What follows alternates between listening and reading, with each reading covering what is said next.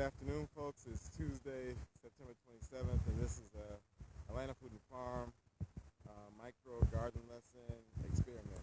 I'm out here in Stone Mountain Village at the Sweet Potato Cafe. Excuse me, I think it's supposed to be like this.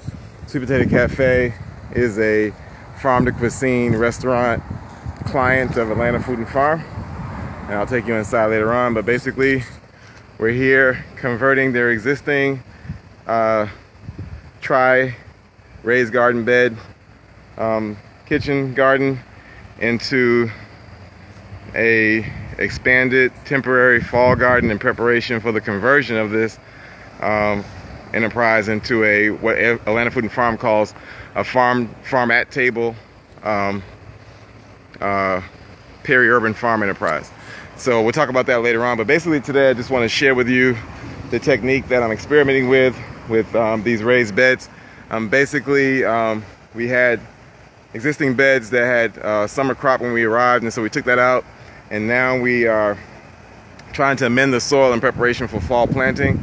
And so what we had really low, like the soil was about up to halfway in the bed, so we're trying to raise the level up.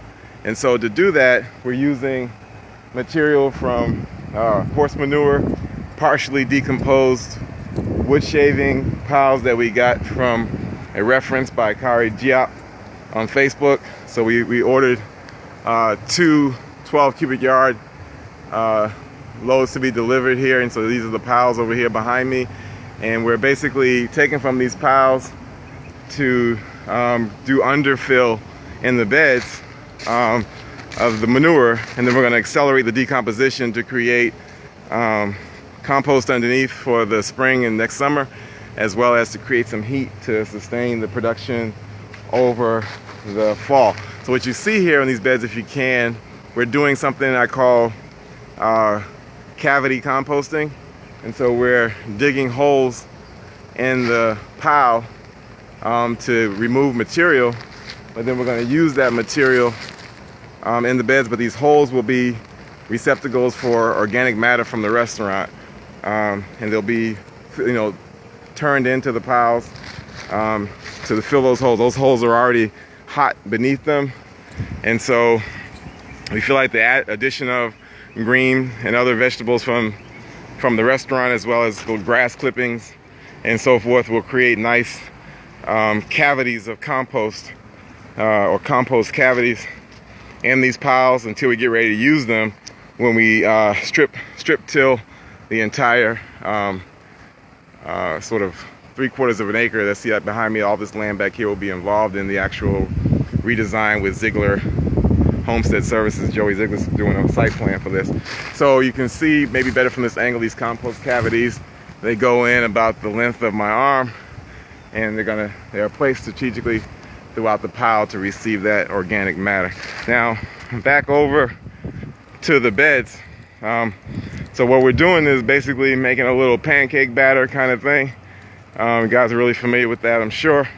So basically we are shifting the soil in these beds to the one side, and then adding the horse manure and wood shavings in one side, and then I'm mixing in some chicken manure nitrogen here from Standard Feed and Seed, a little bag, about 50 pounds. I think it was about 20 something bucks or something like that, and we're using that to accelerate the decomposition of the wood savings and the horse manure beneath the topsoil. So we're mixing that in. We've already done this bed over here, and so that's underneath, and then we lay the topsoil back over, almost like a crepe or something like that, all back over it. And so we got about 2 inches of topsoil on top of the decomposing horse manure underneath. That heat will rise, maybe risk burning the plants, but it's an experiment to see whether or not we can get away with that, because we're going to have some hay bale beds surrounding these 3 beds that Kari and Chris Teal are going to put in over the weekend. And so even if we fail with these 3 beds, we'll have about 5 or 6 other well done beds with excellent compost topsoil from Chris Teal's inventory.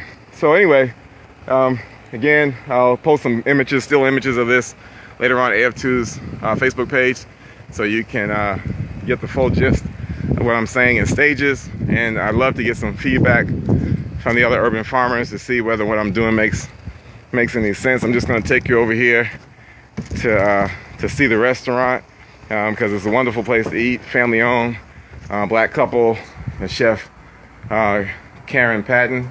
And so I'm gonna see if I can get an image of the actual restaurant door, kind of quaint house turned into a restaurant.